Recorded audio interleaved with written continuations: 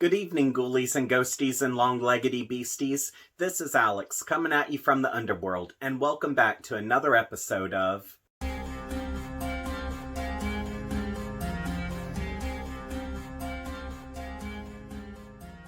At last, the holidays are here, and that means I can finally start reviewing some of the horror books that I read that are holiday-themed. And I'm really excited to do this because this year I picked out some really great books and I had a fun time reading them. But before I get into this weekend's review, I do want to take the opportunity to wish all of my Jewish friends and viewers a happy Hanukkah, which I know that Hanukkah is on December 10th this year, so we're a few days ahead of that, but happy early Hanukkah nonetheless. Hey, guess what? I made you some Christmas cookies. Oh, you did? What the hell is that? Christmas cookies. That's like charcoal. What the hell? Well, I mean, like, seriously, you can't even bake some Christmas cookies? I mean, what the hell? This weekend, I'm reviewing Nos4a2 by Joe Hill, which I recently read for the first time, and after doing so, I discovered I should have listened to my friends and I should have read this book sooner because it was so damn good. Like, I honestly couldn't put it down. And even though I love this book wholeheartedly, and I've had a few fans tell me to avoid the TV show adaptation of it, curiosity got the better of me, so at the moment I'm like midway through the first season. Which, truth be it, it's not bad, but at the same time there's a lot of unnecessary changes that were made between the book and the show, which I really don't understand why those were made, but here we are. And I will say this though, the show did a superb job on casting, because as I imagine the characters in this book, it was very similar to the casting that we were provided for the show, so good job with that. But I'm not going to say that I'm a fan or not a fan of the show quite yet, because what's going to matter to me is how the show ends. Like, if the show ends the same way that the book did, we're going to be cool. But if the show ends differently, then yeah, we're going to have some problems. So yeah, only time's going to tell on that one. But without me rambling on anymore, let's just go in and pack our bags and get ready to travel on the St. Nicholas Parkway so we can go to Christmas Land.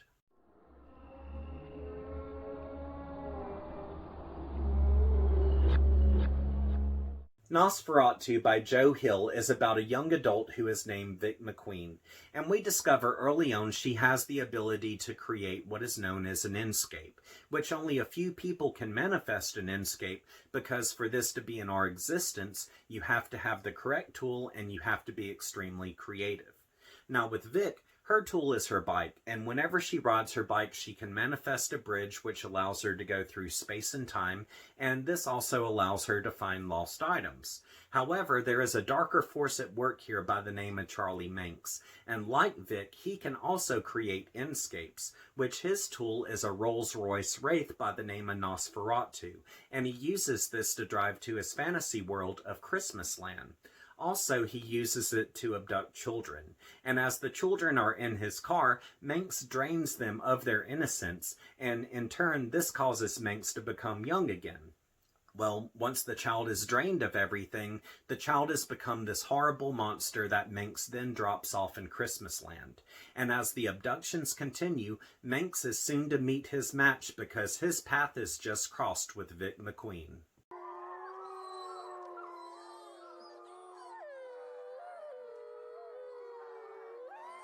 With the afterword letter in Nos4a2, Joe Hill said his inspiration for this book regarded the idea of people living in two worlds, which he explained there is the world in which we live, and there is the world of thought. And to Hill, the world of imagination is just as real as the rule of law. Hill has previously said that Nos4a2 is about parenting and how hard it is to be a mom, which is why he dedicated Nos4a2 to his mother, and he credits his mother, Tabitha King, and her books for teaching him about character development. Hill says his work on Nos4a2 ended when his mother read it, liked it, and said the final chapter wouldn't do. so he scrapped the last 15 pages and wrote something better. Fun facts. Here's a few things you might not know about Nos4a2. In regards to Vic illustrating and authoring a children's book in Nos4a2 called Search Engine, Joe Hill said he is a failed children's author. And in the past, he had written a children's book called The Grime Goblin, which was about a boy who was fascinated with vacuum cleaners. And one day he comes across a vacuum cleaner that sucks everything away. Although The Grime Goblin never came to print, Hill said that through Vic he was able to satisfy his need for writing a children's book. As far as the hero vibe that Vic's character provides, Hill explained he paints his heroes as decent, thoughtful people despite their flaws. Also, Hill is not a fan of a story where the heroes do no wrong, and for him, the hero's real struggle also has to deal with internal conflict. Now that we have that covered, it's time to move on to the spoiler section. And if you've never read this book before, I'm going to reveal some things that could ruin the experience for you. So if you wish to skip this section, all you have to do is scroll down to the comments and you'll see I have a pinned comment at the top. Once you click the timestamp within that comment, it will direct you away from the spoilers and bring you to the thoughts section. Now, you only have 17 seconds to do this, so ready, set, go!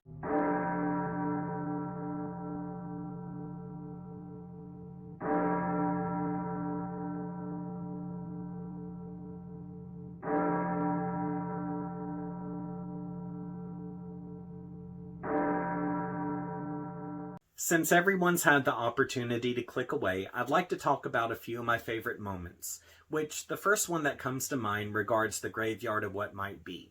Now, prior to this, we understand that Charlie Manx abducts one child per year and brings them to Christmas Land. However, if you're an adult who wants to go to Christmas Land, you have to prove yourself worthy. Like, for example, Bing wants to go to Christmas Land so he can be security. Well, in order for him to do this, he has to abduct 10 children from their abusive homes and bring them to Manx. And to give Bing a little bit more initiative, Manx takes him to this large frozen lake that's like about the size of Arlington, and when they get on top of the ice, they look down and see all of these children floating under the ice. And with each child, there's a tombstone that explains how they will perish if they remain with their families and don't make it to Christmas Land.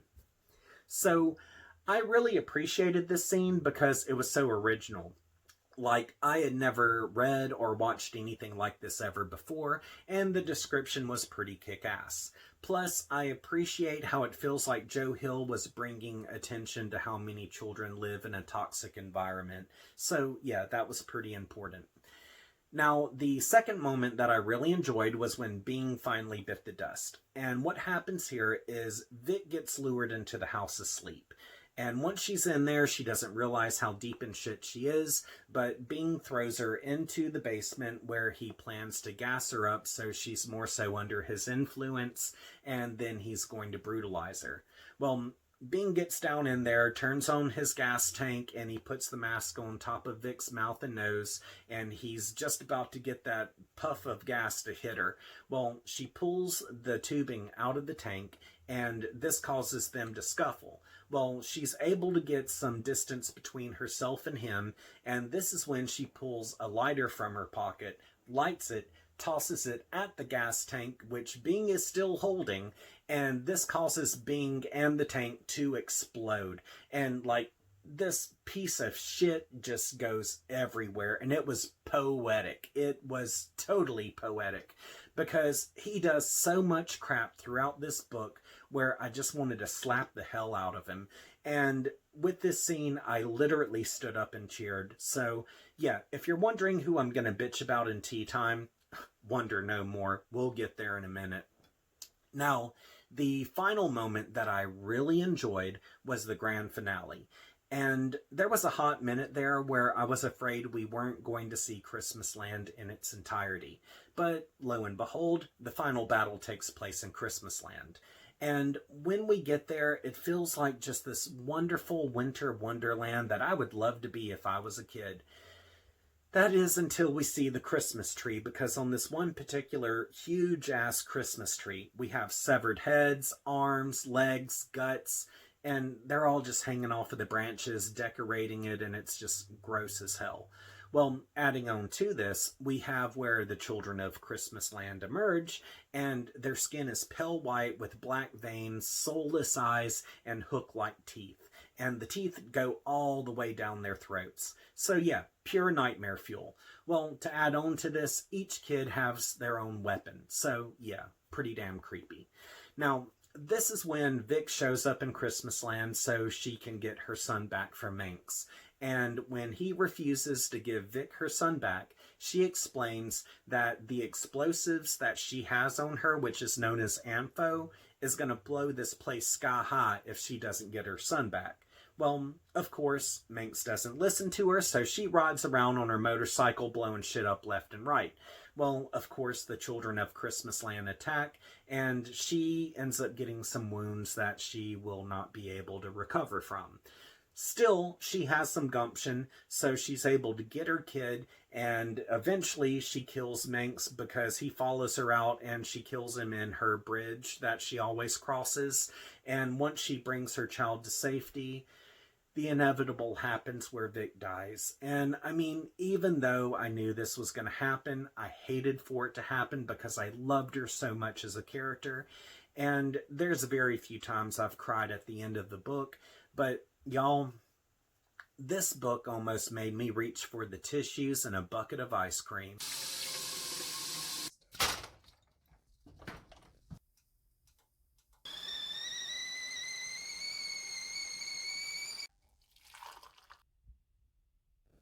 I would like to use this opportunity to bitch about Bing Partridge.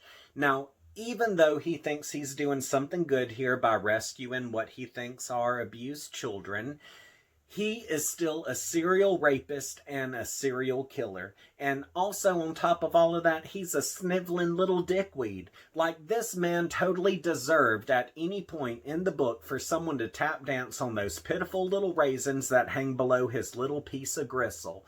And girl, let me tell you, when he was denied Christmas Land, I laughed my ass off. Because the thing is, he had a total batshit crazy meltdown, girl. Like, he screamed in Snowflake. And when this happened, it made me so satisfied. It was no different than watching one of my enemies fall into a septic tank.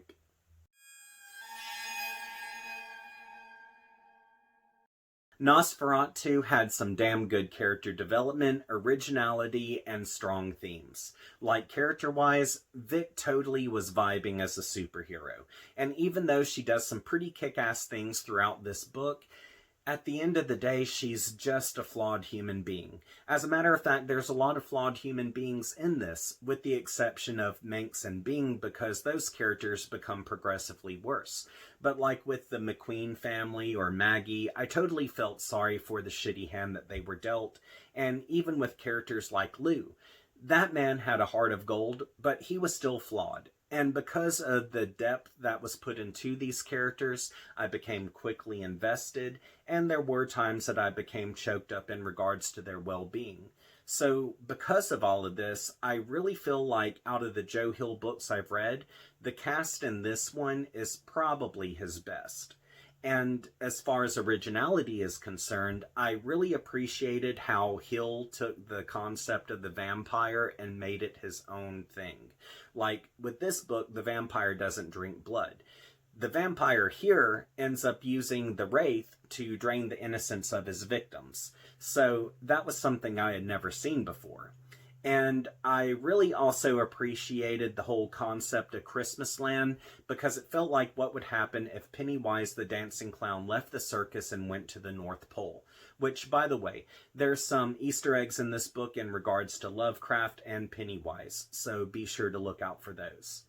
And as far as themes go, I did notice where the book commented on the hardships that parents have to endure, but also at the same time, it felt like there was a theme going on that regarded drug addiction. Like, for example, Vic becomes an alcoholic and drug addict, and we see the repercussions of what happens to her when she uses the shorter way bridge. Then we also have Maggie, who becomes a drug addict, and we see the repercussions of what happens to her when she uses the Scrabble bag. Then there's Bing, who's ready to give up anything and everything he knows to follow Manx because of what Manx is offering, and Manx has had his own repercussions due to the amount of times he had used the Wraith. And last, we have the children to consider, because with the children, they undergo a transformation as they ride in the Wraith up the St. Nicholas Parkway. And as they are transforming into these hideous things, Manx is becoming stronger due to what they're losing. And it kind of reminded me of a relationship that a drug dealer might have with his clients. But that's just how I saw it. And I noticed that there were a few nods in this book in regards to the holidays, like I noticed where a good portion of this book took place in July, so it reminded me of Christmas in July. And also with the character Bing Partridge, his name was in reference to Bing Crosby and the 12 Days of Christmas. But aside from the holiday nods, I really enjoyed the fact that with the bike that Vic used at the end of this book, it was a Triumph. So that was really awesome. And overall, this book did not scare me, but there were a few scenes that did creep me out.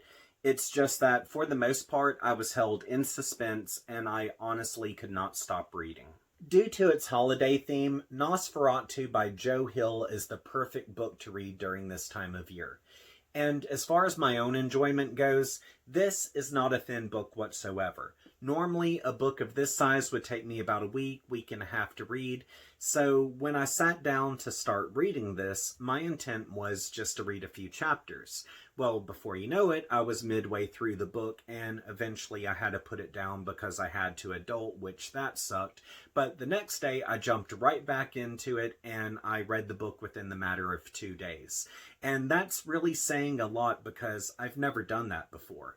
So yeah, I do highly recommend this book. It was a lot of fun to read. It was very original, and just the way that I became invested with the characters, I had no other choice but to binge it. On to the questions. My first question is, what is a horror book you would recommend where two worlds collide? Load up the comments. My second question is, since Krampus Night was this last weekend, did you celebrate it? If so, what did you do? Pretty much, I told my mom and dad that it was Krampus Night and they needed to put their shoes out on their front steps with some sweets and stuff in them, or like some snacks or whatnot. And if Krampus came by their house, he would leave them some coins. So we are some pretty playful people, and when I woke up this morning, I went over to my mom's house and noticed where my mom and dad had their shoes out on the front steps, and they were filled with like candies and bags of nuts and stuff. So yeah, I totally took that shit and I put some coins in its place. So come lunch, we were really having a good laugh about that. So yeah, that's what I did. But totally, load up the comments and how you celebrate Krampus Night, or if you do, what kind of things that you do to honor it. I would just really like to know. So, with that said, it's now time to move on to this weekend's meme. So, let's see what I picked. The meme this weekend was totally a WTF moment for me because I was not expecting something along these lines, but the meme is... And then those things popped out like Orville Redenbacher, and I said, your secret just got popped. This is by Ken Davis from Facebook, so thank you, Ken, for contributing this, and thank you for watching. Well, since we have that covered, it's now time to close out my video. And before I do, I'd like to say thank you to Lisa G and J.L. Mulvihill, which J.L. Mulvihill is a young adult fantasy author, and if you would like to check out her books, they're available wherever books are sold, and they're available in print, ebook, and audio, so be sure to check those out. And if you're wondering why I'm giving a shout out to these wonderful people, it's because they've had the opportunity to contribute to my Patreon account. And if you would like to contribute as well, $5 a month will give you a shout out at the end of my videos. And if you're a creator, I'll tie to your name what it is you create. And if you would like to do the $10 tier option that I have, you'll still receive that shout out, but at the beginning of every month, I'll send you over one of my photos, which I do creepy photography on the side, and once you receive that image, you can print it off, do whatever you want with it. But if you are unable to contribute, no sweat. I just hope you continue to come to this channel so we can have fun together. And if you would like to connect with me on social media, links to my Facebook, Twitter, Instagram, and TikTok are all in the description section of this video as well. And if you haven't subscribed, be sure to subscribe to this channel and click that notifications bell because I have more book reviews coming in the near future. So until we see each other again, I hope you have a wonderful week and sweet nightmares.